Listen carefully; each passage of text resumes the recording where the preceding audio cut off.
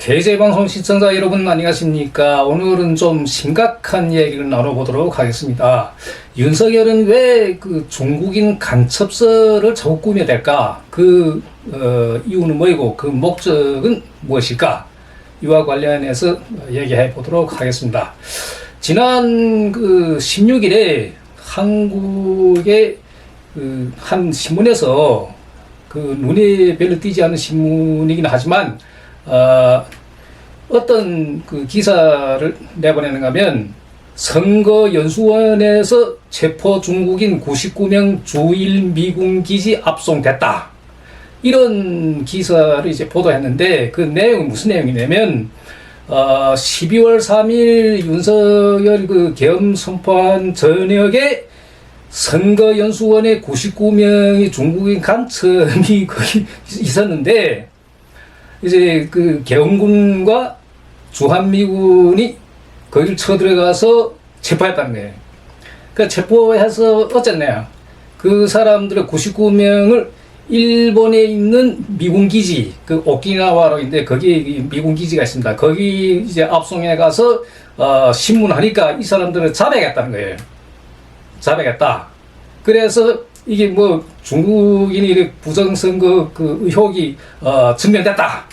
이렇게 이제 주장하는 내용이죠. 자, 이 내용을 1월 16일 윤석열 헌법재판소 탄핵 심의에서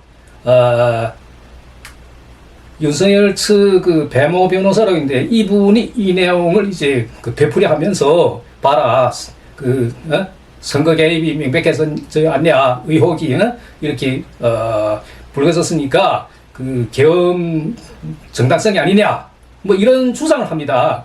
근데 자, 여기서 한 가지 의문을 이제 제기하자면, 만약에 이게 사실이라면 언영 중앙일간지에서 떠들고 텔레비에서 떠들고 윤석열 측에서 이게 얼마나 써먹기 좋은 소재예요. 만약 이 사실 진짜라면 이거 가짜죠. 그래서 선거관리위원회에서도 지난 21일에 이제 반박 보도를 했어요.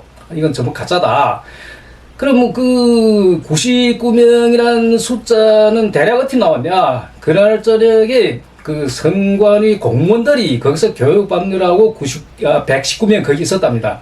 그러니까 이분들이 졸지에 중국인 간첩으로 둔갑된 거죠. 이거 얼마나 어처구니 없는 일입니까? 그래서 이게 중국인들이 자꾸 이렇게 한국 선거에 개입한다, 무슨 한국 탄핵에 개입한다, 자꾸 이렇게 여론 조장하는데, 국민의힘 국회의원 김민전이라는 국회의원 있죠. 이분이 1월 3일에 태극기 부대 시위대 연단에 올라서서 이런 얘기를 합니다. 가는 곳마다 중국인들이 탄핵 창성에 나선다. 자, 가는 곳마다 중국인들 탄핵 창성에 나선다. 그러면 이 표현대로 하면 중국 사람들은 얼마나 동원됐다는 거예요. 자, 그럼 시위 현장이나 무슨 어디나 중국 사람들 눈에 띄어요, 그러면. 이런 아예 사실도 아는, 이런 어처구니 없이 이렇게 떠드는데, 이 김민전 의원은 이것이 본질이라는 거예요. 그러면 이 김민전 의원의 말에 의하면, 그럼 왜 이 중국인들이 탄핵에 이렇게 나서냐? 나선 이유는 그렇답니다. 윤석열 대통령이 12월 3일 계엄 발표를 하면서 이런 이야기를 했죠. 계엄하는 이유 가운데서 지난 6월에 중국인 3명이 무인기를 띄워서 부산항에 정박해 있는 미국 항공모함을 이제 촬영하다가 잡혔다는 거예요. 이런 사건이 있었고, 그 다음에 지난 11월에 40대 중국인이 국가정보원 촬영한 사건이 또 있었다는 거예요. 이게 붙잡았는데 이 사람들을 처벌할 근거가 없다. 왜 야당이 어떤 그런 외국 간첩 이런 법을 승인 안 해서 이런 이야기를 합니다. 하여튼 이 두 건을 이야기하는데 이 두 건이 다 사실 아닙니다. 중국 측에서 이걸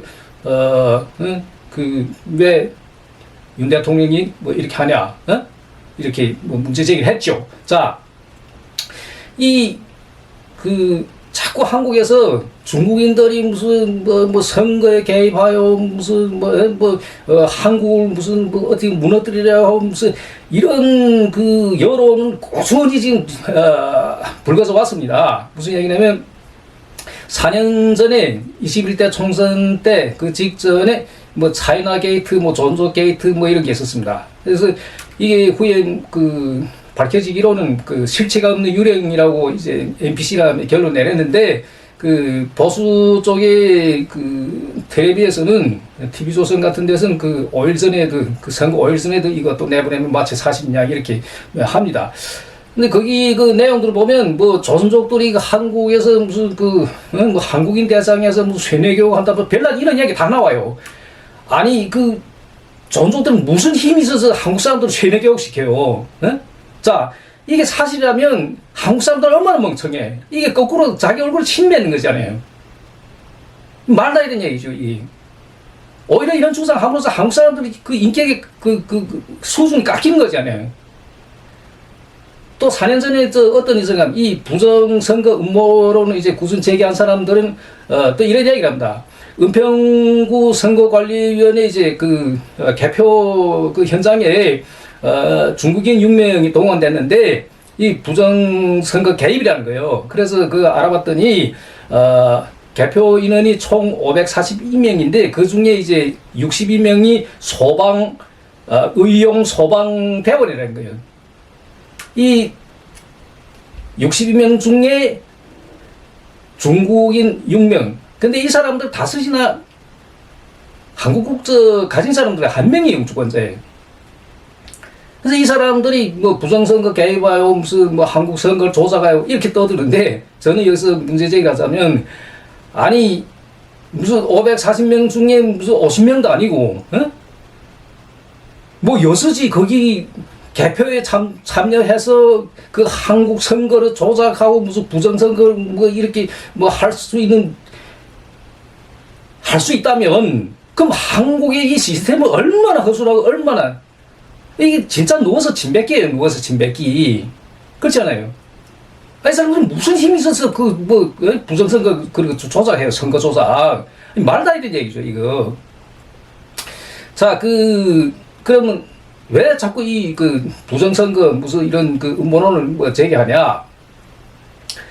최근에 아니고 뭐 2달 전에 유태인 유명한 인문학자가 있는데, 그분이 이런 책을 이제, 출간했습니다. 이분이 사피엔스 비롯해서, 세계에서 이제 베스트셀러인데, 자, 이분이 이 책의 이제 주장에 의하면, 참 저는 이 책 보면서 마치 윤석열 대통령의 계엄 이런 사태를 보고 쓴 것처럼 그 전에 물론 출판됐죠. 근데 저는 이 책 보면서 왜 지금 이 사태가 벌어지냐 답을 다 찾은 거죠. 자, 이 사람 주장에 의하면 이렇답니다. 민주주의 국가 대통령 중에 독재를 꿈꾸는 자들은 언론을 장악하고 그 다음에 사법부를 장악하고 그 다음에 선관위를 장악해서 선관위 이제 꾸준히 부정선거를 자꾸 외친다는 거예요. 부정선거를 사실 아닌 걸.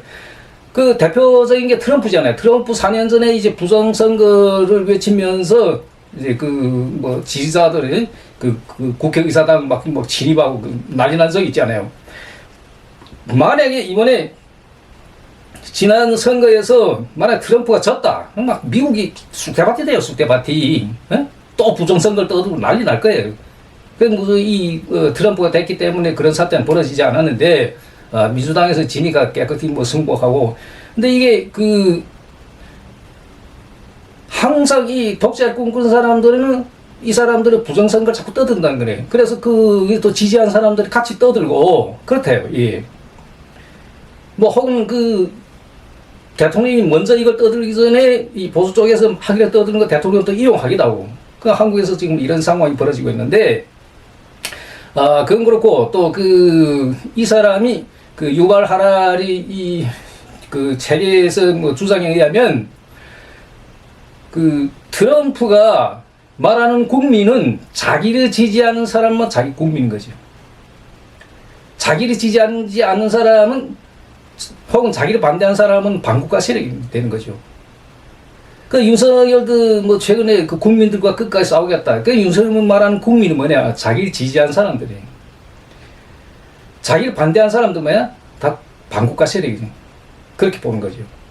그 다음에 이 민주주의국가에서 독재를 꿈꾸는 사람들이 그 자기 어떤 큰일 벌이겠는데 그 정당성을 주장하기 위해서 두 가지 타깃을 이제 감행한다는 거예요.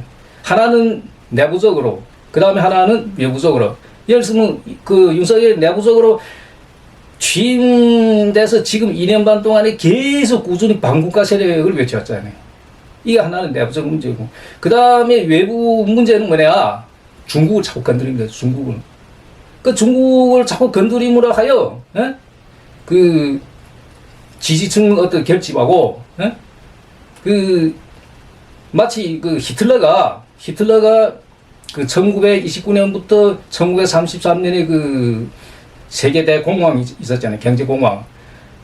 그 직후에 이제 히틀러가 정권 잡게 되니까 이 사람이 히틀러가 뭘 주장하냐?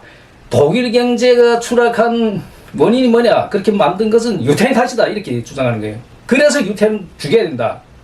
그래서 나중에 뭐 600만 대 살해하고 그랬잖아요. 그래서 이 히틀러는 자기 행위를 정당화하기 위해서 그 타깃을 유태인에 둔 거죠. 그럼 윤석열은 뭐냐? 두 가지죠. 하나는 국내 반국가 세력, 그 다음에 두 번째는 중국 자꾸 공격하는 중국. 없는 무슨 간첩 뭐 이런 이야기도 자꾸 하고, 예. 그러면 이제 그 결과는 어떻게 됐냐? 윤석열이 미국 일변도 외교라고 중국을 이제, 그렇게 자꾸 실없이 괜히 자꾸 공격하는 바람에 이 중국하고 이 외교 관계가 많이 안 좋아졌잖아요. 그러므로 하여 뭐 경제도 따라서 안 좋아졌죠. 일각에서 이런 이야기를 합니다. 유럽이나 뭐 일본, 미국 선진국들이 중진국일 때 선진국 이제 가는 그 문턱을 넘는데 30-40년 걸렸다는 거예요. 그런데 한국은 3-4년밖에 안 걸렸대요. 3-4년. 남이 30-40년 걸치고 우리는 3-4년밖에 걸치지 않았다. 그 주요 이유는 뭐냐? 곁에 중국이라는 거대한 시장이 있었기 때문이라는 거죠. 그럼 이 거대한 시장을 잘 활용해서 중국하고 적당히, 뭐 미국하고 나빠지는 건 아니고 등거리 외교로 적당히 잘해가지고 국민 경제도 살리고 뭐 이렇게 했다면 오늘 같은 뭐 이런 사태도 발생하지 않겠죠.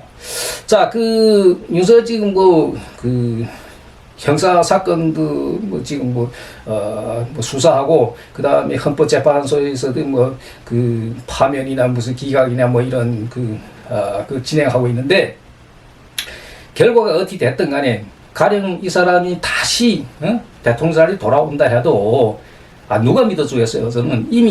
저는 다시 돌아와도 이 사람은 망한 사람이라고 생각해요. 이 사람. 그러면 이 사람은 왜 이 지경까지 이르렀을까? 왜 망할 수밖에 없었을까? 다음 시간에는 그 이유에 대해서 말씀드리도록 하겠습니다. 많은 시청 바라겠습니다. 감사합니다.